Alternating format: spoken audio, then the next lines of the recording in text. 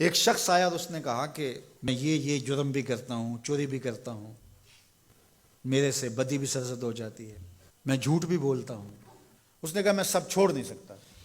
تو میرے آقا نے فرمایا کہ تو جھوٹ چھوڑ دے، میرے سے وعدہ کر کے تو نے جھوٹ نہیں بولنا۔ اس نے کہا ٹھیک ہے، اس چیز کا میں وعدہ کر لیتا ہوں۔ اس کا یہ مطلب نہیں ہے کہ باقی چیزوں کی اجازت اللہ کے محبوب نے دے دی۔ یہ حضور کی تربیت کا طریقہ تھا، مربی کو پتہ ہے کس طرح تربیت کرنی۔ ایک صاحب آئے، اس نے کہا حضور میں اسلام تو قبول کرتا ہوں لیکن نمازیں 5 نہیں پڑھ سکتا، نمازیں 2 پڑھوں گا۔ مسند امام احمد بن حنبل میں روایت ہے۔ تو آقا کریم نے فرمایا ٹھیک ہے، 2 نمازوں پر اس کو بیعت کر لیا۔ اس نے جب 2 پڑھی، اس نے کہا میں تو تہجد بھی پڑھوں گا۔ 2 نمازوں کا چسکا اور 2 نمازوں کی لذت آئی تو اس نے کہا میں باقی 3 کیوں چھوڑوں۔ تو یہ طریقہ تھا، تو اس سے یہ عہد لیا کہ تم نے جھوٹ نہیں بولنا۔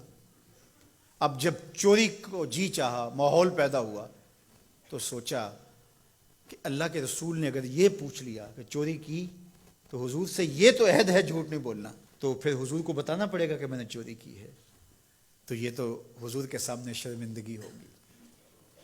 چوری چھوڑ دی۔ پھر کہا کہ جب بدی کو جی چاہا، طبیعت میں غلبہ ہوا گناہ کا، تو پھر سوچا کہ اگر رسول اللہ نے پوچھ لیا تو جھوٹ تو بولنا نہیں، تو پھر حضور کے سامنے شرمندگی ہوگی، کیا بتاؤں گا حضور کو۔ برائی بھی چھوڑ دی۔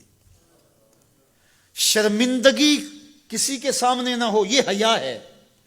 جب حیا کسی کا پیدا ہو جاتا ہے تو پھر اعمال میں اعتدال پیدا ہو جاتا ہے، اعمال میں خوبصورتی پیدا ہو جاتی ہے، اچھے اور صالح اخلاق نصیب ہو جاتے ہیں۔ اس لیے ہمارا دین ہمیں حیا کی تعلیم دیتا ہے، بڑوں کا حیا اس کی تعلیم دیتا ہے۔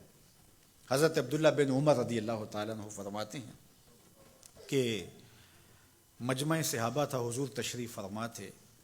آقا کریم نے فرمایا کوئی ایسا درخت بھی ہے جو مسلمان جیسا ہو؟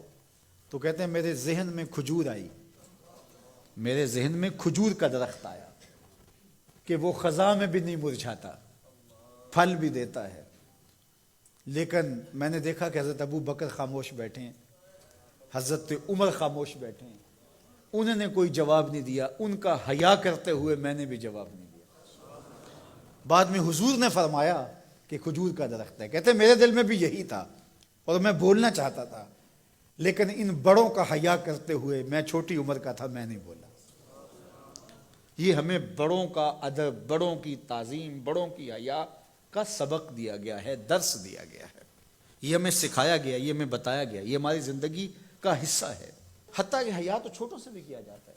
بہت سارے ایسے کام ہیں چھوٹے بچوں کے سامنے جائز بھی ہوں تو ہم نہیں کرتے، کہ یہ بچوں کے سامنے کہنے کی بات نہیں ہے، یہ بچوں کے سامنے کرنے کا کام نہیں ہے۔ جائز امور بھی ماں باپ کے سامنے، بڑوں کے سامنے نہیں کیے جاتے۔ تو یہ آداب میں سے ہے۔ کسی کے سامنے جو ہے وہ اپنے ناک کو جھاڑنا، یہ حیا کے منافی ہے۔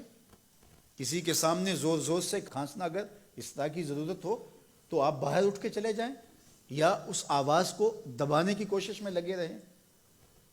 اس طرح خروج ری ہے، بندہ مجبور ہو جائے تو الگ بات ہے، ورنہ حیا کا تقاضا یہ ہے کہ مجلس کے اندر موجودگی میں اس سے گریز کیا جائے، حتیٰ کہ اس کی سمیل پھیلے اور دوسروں کو تکلیف پہنچے، یہ بھی حیا کے منافی ہے۔ اللہ اکبر۔ تو یہ بات ذہن میں رکھیے گا کہ حیا ہمارا دین ہے اور ہمیں حیا اختیار کرنے کی تلقین کی گئی ہے۔